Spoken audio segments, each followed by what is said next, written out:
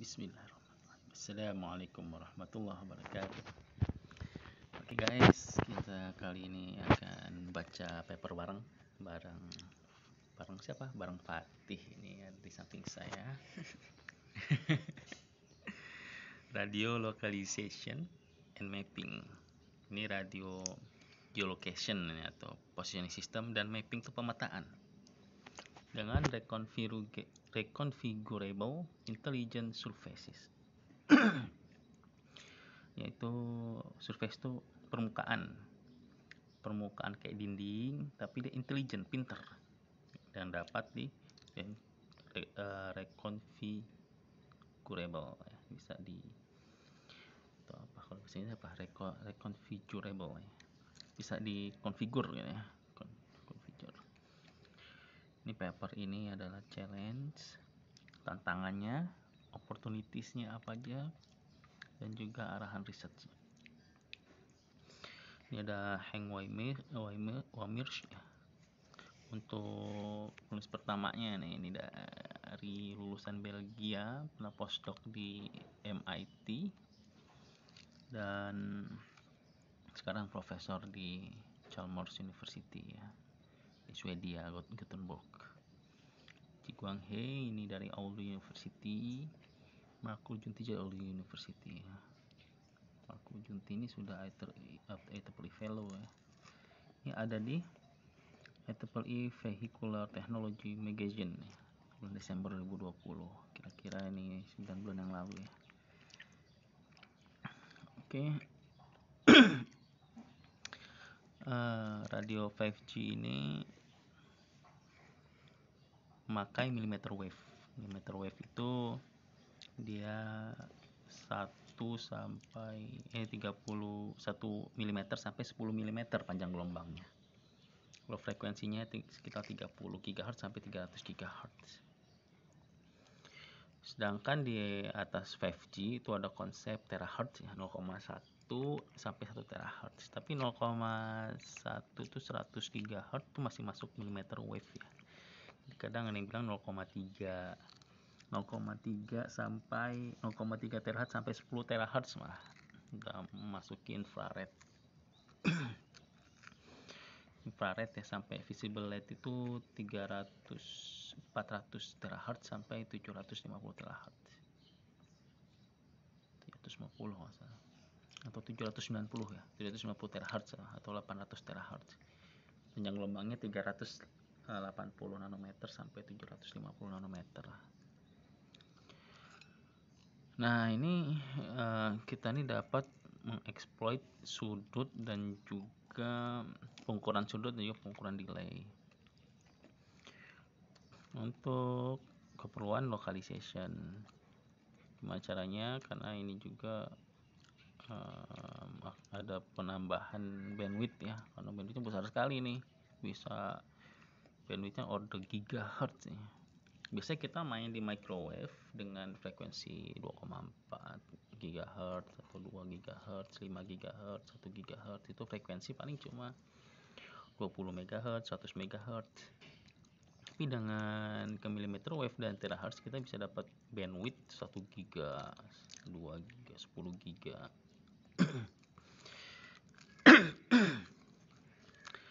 Dan juga array antena bisa besar sekali. Kenapa? Karena antena kecil ya, makin tinggi, makin gede, makin tinggi frekuensi itu antena makin kecil. Jadi kita bisa buat antena elemen yang banyak sekali. Nah, ini ada limitasinya, yaitu ada blockage. Blockage itu semacam halangan lah gitu ya, karena obstacle. Kenapa? Makin tinggi frekuensi itu makin sulit menembus dinding misalnya. Apalagi visible light communication yang 400 sampai 800 terahertz itu nggak bisa nembus dinding. Cahaya kan gelombang elektromagnetik juga ya. Nah, ini juga seperti ini, terahertz ini ya, kena air, uap air aja cepat ya teredam. Reconfigurable intelligent surfaces, permukaan yang cerdas yang bisa konfigur ya. Bisa dikonfigur tuh kita bisa mengolah fasanya, kita rubah-rubah supaya pantulan-pantulannya itu bisa kita arahkan yang kita inginkan gitu.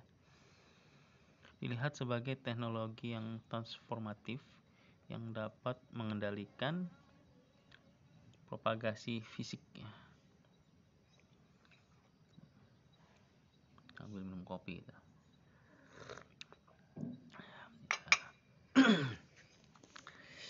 Mau makan pisang goreng, pisang kepok goreng.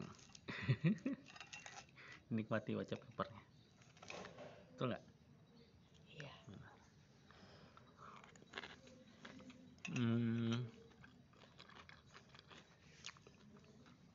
Teknologi transformatif karena dia dapat mengendalikan propagasi elektromagnetiknya, propagasi fisik dari gelombang elektromagnetik kita bisa kendalikan, mau mantul kemana aja kita kendalikan. Jadi nggak ada tuh alasan nggak loss, non loss misalnya. Kita bisa pantul-pantulin untuk menuju receiver atau handphone misalnya atau BTS. Kemudian dia embedded, ditanamkan gelombang radio yang dipantulkan secara pasif ya, memantulkan gelombang radio secara pasif. Dan ini juga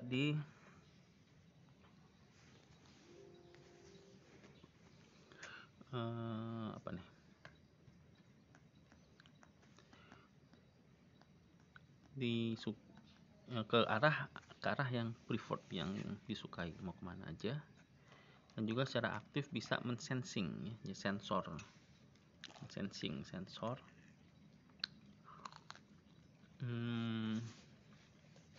this environment, menerima dan bisa juga mentransmisikan mode.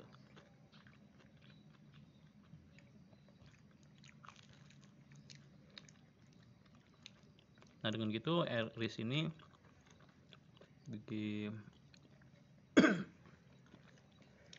dipakai lah gitu ya untuk tujuan komunikasi, dan juga bisa memberikan benefit yang besar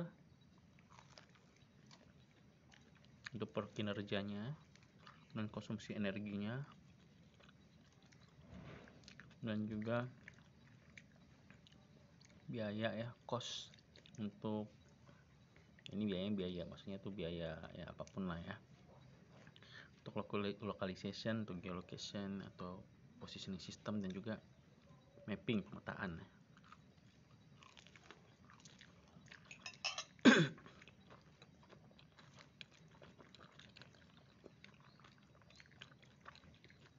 Nah, this benefit juga ada challenge-nya juga ya,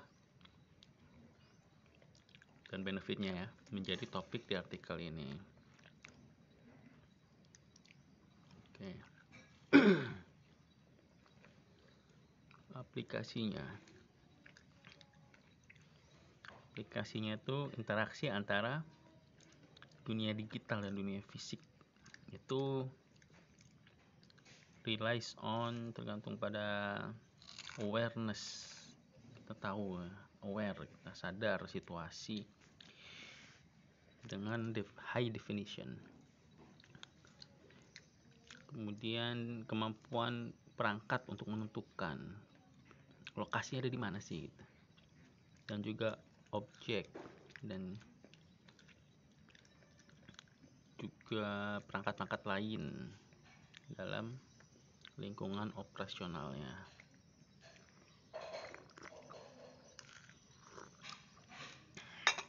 Belum diaduk nih.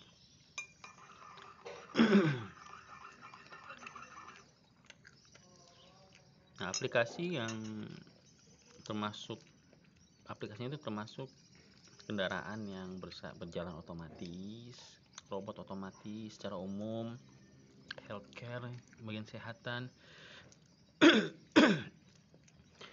highly immersive virtual, nah, ini VR ya, dan AR. Kemudian juga interface human ke machine, manusia ke mesin. Nah, untuk kesadaran terhadap situasi ini dapat dicapai dengan berbagai macam teknologi. tergantung pada aplikasi dan juga requirement, termasuk LiDAR, ini light radar, inertial measurement units, kemudian kamera,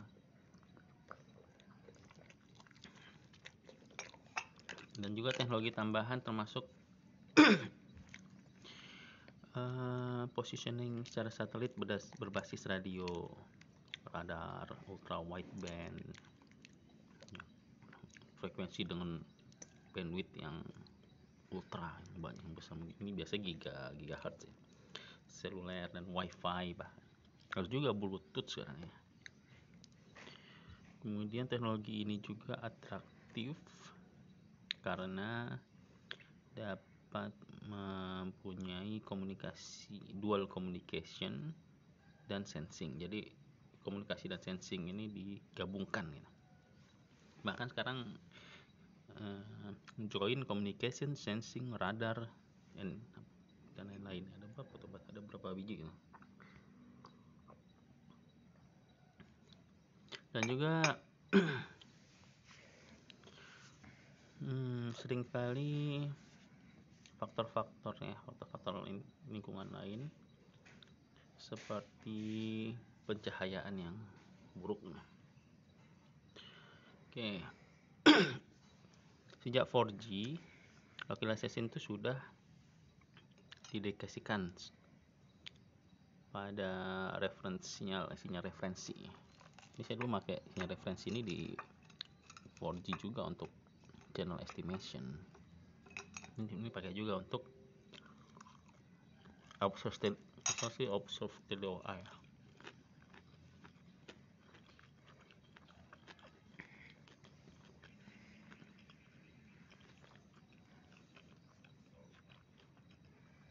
Jadi bagian dari sistem komunikasi dan standarisasi. Jadi 4G ini di akurasi levelnya kira-kira ordernya 10 meter. Kalau 5G ini diharapkan berapa? Sampai kalau 6G itu sekitar sentimeter lah. Atau bisa bila perlu ya milimeter. Dengan 5G penggunaan bandwidth yang lebih besar dan juga frekuensi carrier yang lebih tinggi, kombinasi dengan area antena pada pengguna ya dan base station, diharapkan bisa 1 meter kan. Berarti 6G cm. 6G diharapkan sih cm ya. Kemudian dengan di atas 5G ya, trennya itu frekuensinya lebih tinggi lagi, di atas 30 GHz. Ya 5G juga lebih dari 30 GHz sebenarnya. Kalau di atas 5 ya beyond 5G, kalau 6G malah ya terahertz ini atau visible light communication. Untuk mengambil keuntungan dari bandwidth yang besar sekali dan juga untuk mencapai akurasi lokalisasi yang lebih baik. Dan juga ya untuk peak user ya 1 terabit per detik misalnya. Kalau 5G ini kan 20 gigabit per detik maksimum. Kalau rata-rata per user 1 gigabit per detik. Nah, propagasi pada frekuensi carrier yang tinggi itu menderita obstruction. Ya, gangguan lah ya. Karena ada objek yang menghalanginya. Jadi menghalangi line of sight antara pengirim dan penerima. Seperti tadi kalau cahaya malah blok sama sekali. Cahaya kan gelombang elektromagnetik juga. Jadi kalau kita pakai low spot aja, waduh bahaya nih. Bisa mengurangi lokalisasi dari kalau kita menggunakan low spot, kita bisa mengurangi reliance on low spot can be reduced. Ketergantungan kita terhadap lost path ya, lintasan yang lost itu dapat dikurangi jika kita melakukan multi-path aided localization. Localization itu dipandu dengan banyak path. Caranya apa? Kita mengexploit prior map information. Jadi kita punya peta informasi dengan joint localization and mapping, gabungan antara localization dan juga mapping, pemetaan. Kemudian localization dari objek di dalam lingkungan yang maksudnya ini surfaces, permukaan, dan juga titik-titik penyebar. Itu secara simultan itu ditentukan oleh lokasi pengguna, dan proses ini dikatakan sebagai pemetaan dan lokalisasi secara simultan berdasarkan radio base. Emang Hang Group ini lagi fokus di selam deh ya. Kalau saya masih di faktor graph, tapi faktor graph ini pakai juga di selam. Bahkan jika solusi ini menggunakan kanal multipath sebagai sumber informasi untuk mengkonstruksi, dan maka informasi ini dalam kemasan geometri lokalisasi yang terkait dengan elektromagnetik, interaksi elektromagnetik remain uncontrolled, tetap saja dapat dikontrol dan juga largely suboptimal, masih suboptimal largely dari perspektif localization. Nah, permukaan intelijen yang cerdas ini yang bisa cerdas yang dapat dikonfigur kita ini itu merepresentasikan breakthrough teknologi, terobosan baru ya, teknologi terobosan baru di mana permukaan itu mempunyai kemampuan secara aktif untuk memodifikasi gelombang elektromagnetik yang divisualisasikan pada gambar 1 seperti ini ya. Nah, dari sini ada gelombang yang datang, spherical wave, kemudian elemen dengan lambda per 2 atau spacingnya lebih kecil lagi, kemudian pantulannya bisa diarahkan, jadi seperti cahaya seperti kaca yang bisa kita atur gitu ya. Itu ada controllernya itu, FPGA misalnya atau microcontroller untuk merubah fasa-fasa dari surface ini. Ini focus reflection. Kalau focus reflection ini seperti lensa ya. Kita dari cahaya yang scattering atau gelombang scattering kita fokuskan. Jadi seperti lensa. Ya, kaca pembesar gitu ya. Kalau pantulan ini seperti cermin. Nah, di sini dapat diimplementasikan menggunakan berbagai macam teknologi ya, sebagaimana yang telah didiskusikan ya, in the following akan didiskusikan berikut ini.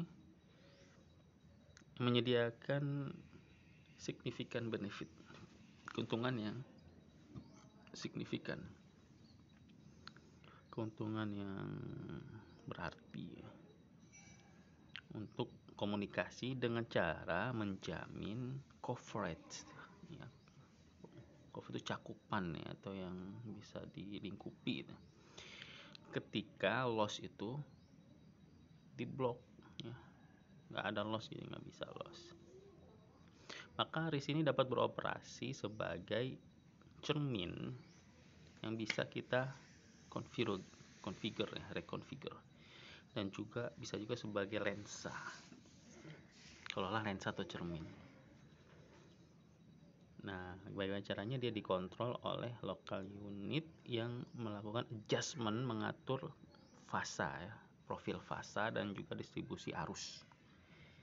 Ini profil fasa dan distribusi arus itu dikontrol Jadi berdasarkan fundamental ini, mode operasi fundamental ini, RIS ini dapat, atau RIS ini dapat berlaku sebagai transmitter maupun receiver, dan juga anomalous reflektor, di mana arah dari cahaya yang dipantulkan itu tidak lagi spekular, nggak lagi bisa ditebak-tebak lah gitu ya, nggak bisa lagi kayak tebak-tebakan, tapi kita bisa berdasarkan hukum pemantulan alami, tapi kita bisa melakukan steerable, kita bisa nyetir ya, kita bisa arahkan.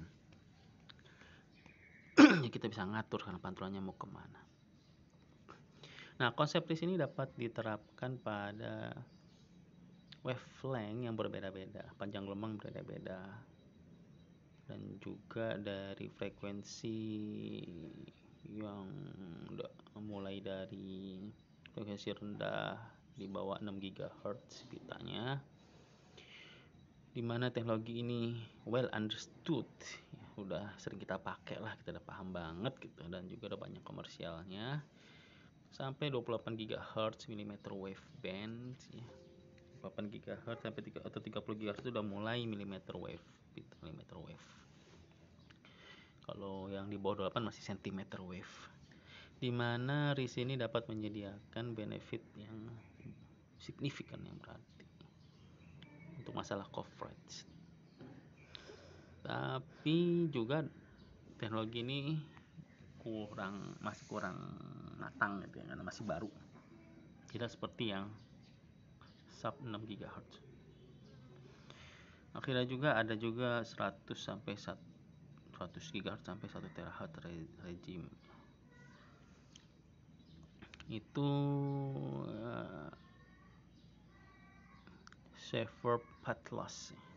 Jadi ini masih masuk ke millimeter wave dan terahertz ya.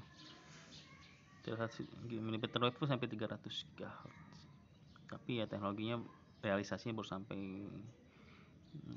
70 atau 90 GHz ya. Jadi 100 GHz nya dimasukkan ke beyond 5G. Jadi itu safer path loss-nya juga susah sekali gitu ya, karena mudah teredam, dan juga blockade-nya ada di penghalang-penghalangnya. Kemudian juga penyerapan dari atmosfer seperti kayak molekul uap air gitu, atau hujan, redaman tanah hujan. Juga limitasi hardware-nya, batasan perangkat kerasnya, karena untuk mendesain RIS ini itu challenging, secara hardware itu menantang, meskipun juga ada kemungkinan kinerjanya itu besar, tapi challenging.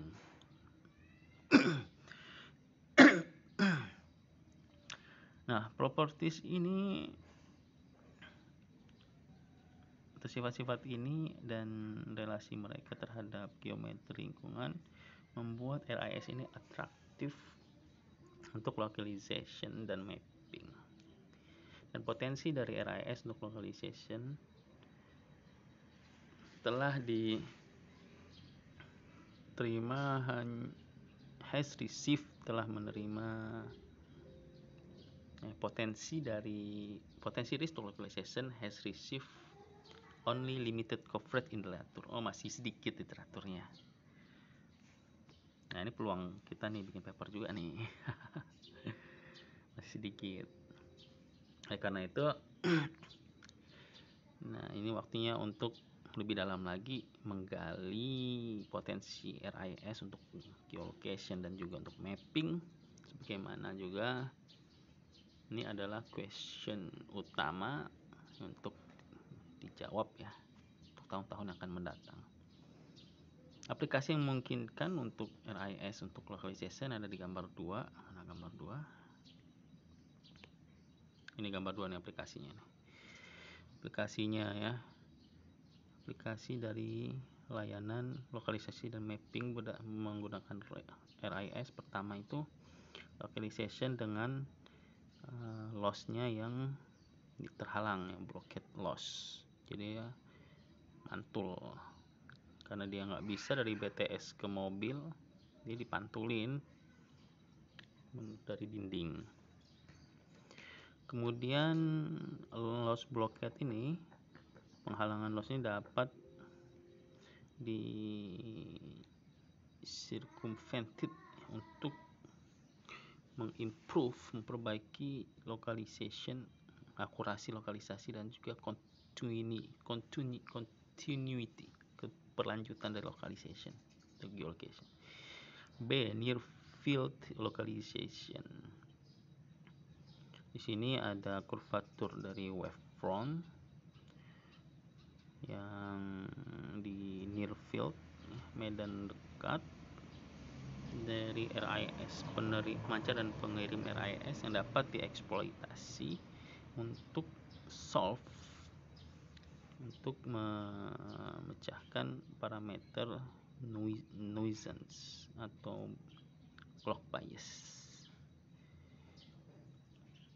Jadi di sini kita bisa untuk meningkatkan akurasi lah gitu ya, di mana sih posisi mobil sebenarnya. Kemudian C, lokalisasi dalam industri 4.0. Di sini kita membuat sebuah di dalam industri ini ada multipath yang kuat dan konsisten, sehingga RIS ini dapat mendukung lokalisasi dalam lingkungan indoor yang sangat kacau lah gitu. Dinamis, accounting for object movement, dan juga untuk pergerakan objek. Kemudian D, augmented reality, AR. AR nih kayak yang pakai kacamata gitu ya, Google itu terus atau pakai HP ya, HP kita kamera kita arahkan kemana, itu nanti akan ditambahkan tambahkan komputer grafisnya. Ini new delay sensitive, itu terhadap delay dan aplikasi yang ultra akurat akan disupport by the fact bahwa RIS tidak mengintroduce delay processing ya, kayak gitulah. Udah panjang banget nih, jam berapa ya?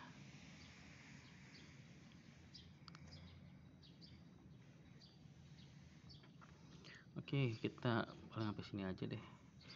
Artikel ini tujuannya adalah untuk take a broader view, untuk mendapatkan pandangan lebih luas daripada kontribusi teknikal ya, ada di 6 sampai 7. Apa yang 6 sampai 7 ini kita lihat. 6 dan 7 ini ada Beyond MIMO, potential positioning dengan LIS, transactions in processing 2018. Ini bisa kita jadikan paper kita juga nih. Nah ini yang 7 juga nih, ini buatan mereka nih, Chi Guang He dan Wei Mir tahun 2020. Ini the broader view. Oke, mana tadi? Nah, kita selesaikan aja. Kemudian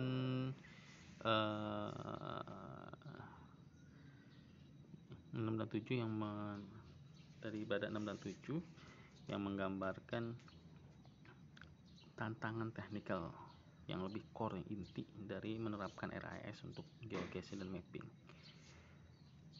along with preliminary system sistem yang preliminary untuk visinya, hasilnya, dan juga solusi yang saat ini put forward on related topic. Nah sampai sini aja ya, lanjut lagi. Halaman berapa kita nih? Baru halaman kedua ya, baru 2 halaman ya. Oke, kita sudahin dulu. Demikian, udah 30 menit. Semoga bermanfaat. di pagi hari kita baca paper bareng. Assalamualaikum warahmatullahi wabarakatuh.